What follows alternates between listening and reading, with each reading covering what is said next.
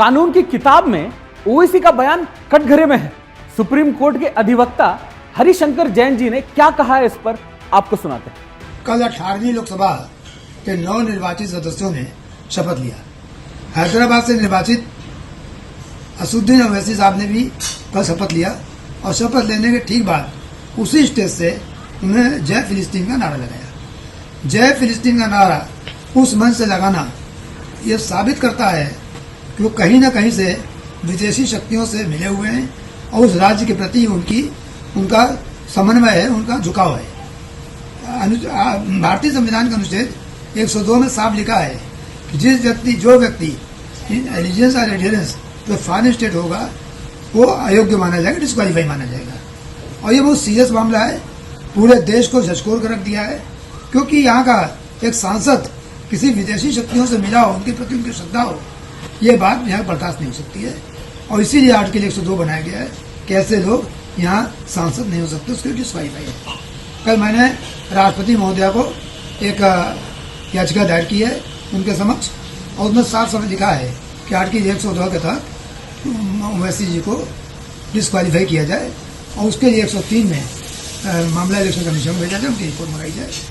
और मामला इस समय माननीय राष्ट्रपति महोदया के पास विचाराधीन है और मुझे पूरी उम्मीद है कि सारी सुनवाई के बाद अंत में ये बात निकल कर सामने आएगी कि फिलिस्तीन का नारा लगाना आर्टिकल 102 का उल्लंघन है और वो एक सांसद को डिस्क्वालीफाई बनाता है, अयोग्य बनाता है संसद संस्था के लिए। क्या आप निर्वाचन आयोग के समक्ष भी अपना पक्ष रखेंगे? जी बिल्कुल, निर्वाचन आयोग बिल्कुल तय है कि नोटिस दोनों पक्षों को जारी करेगा और निर्वाचन आयोग के सामने उपस्थित होकर मैं अपना पक्ष रखूंगा और ये साबित करूंगा कि किसी भी विदेशी शक्ति के प्रति अपना झुकाव दिखाना, उनसे संबद्धता रखना, ये 102 के तहत अयोग्यता को जाता है और आर्टिकल 102 को उल्लंघन है। और आर्टिकल 102 बनाने का पर्पज यही है कि कोई व्यक्ति, भारत में रहने वाला कोई व्यक्ति किसी विदेशी राज्य के साथ किसी प्रकार का झुकाव या उनके साथ स्नेह न रखे।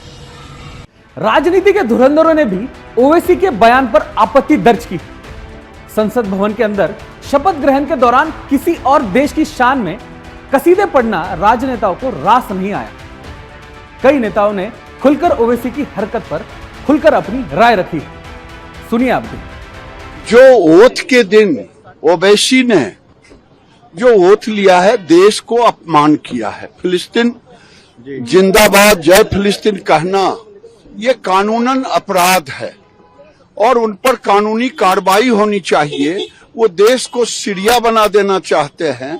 यो देश में उनके अंदर गजवाए हिंद की जो बात चल रही है, इसलिए मैं ये भी कहूंगा कि ओवैसी पर कार्रवाई होनी चाहिए और कठोर कार्रवाई। आज मजलिस पार्टी के सांसद पार्लियामेंट में वोट लेते होकर जो जय फिलिस्तीन का स्लोगन दिया गया, ये बिल्कुल गलत है।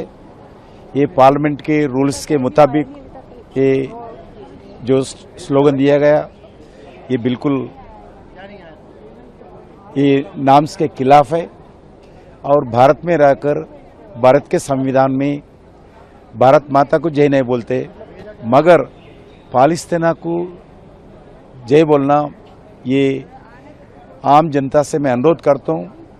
ये ऐसे लोग कैसे कैसे आज देश में कॉन्स्टिट्यूशन के नाम पर एंटी कॉन्स्टिट्यूशनल का काम कर रहे हैं, ये लोग समझना चाहिए। फिलिस्तीन, इस पे क्या कहेंगे आप? देखिए, जितना मैं विधायी कार्य संचालन नियमावली को जानता हूं, जो संवैधानिक व्यवस्थाएं हैं, उसमें मात्र जितना दिया जाता है उतना ही पढ़ना चाहिए और उतना ही बोलना चाहिए। उसके अलावा शपथ का कोई अंश नहीं होता। आज उस बारे में मैं भी संसद में ही था, हमने विरोध किया और चेयर ने हमको दिशा निर्देश दिया कि हम जो उसमें आएगा, रिकॉर्ड में आएगा, तो वो रिकॉर्ड में सिर्फ उतना ही आएगा जितनी शपथ है। आगे पीछे जो बोला वो आएगा नहीं। मगर कुल मिलाकर के उन्होंने आज दर्शा दिया कि हर देश के हर सांसद को अपने अपने क्षेत्र के विकास कार्यों के लिए भारत माता की इस संसद के अंदर भेजा जाता है और इसलिए आप किसी दूसरे राष्ट्र का नाम यहाँ पर ले रहे हैं और जिससे ये प्रदर्शित होता है कि आप किस दिशा में जा रहे हैं, आपकी मानसिकता क्या है। और इसलिए मैं समझता हूं कि इस प्रकार के लोग जो हम 2047 में नरेंद्र भाई मोदी जी जिस काम को करने के लिए हम लक्ष्य लेकर के आए हैं, उसमें विघ्नकारी शक्तियां कौन है? जो शपथ के बाद नारा लगा उसको लेकर ये गलत है। आप भारत के संविधान के प्रति शपथ लेते हैं और भारत के संविधान के प्रति शपथ लेने के साथ आप किसी विदेशी मुल्क का जिंदाबाद करते हैं।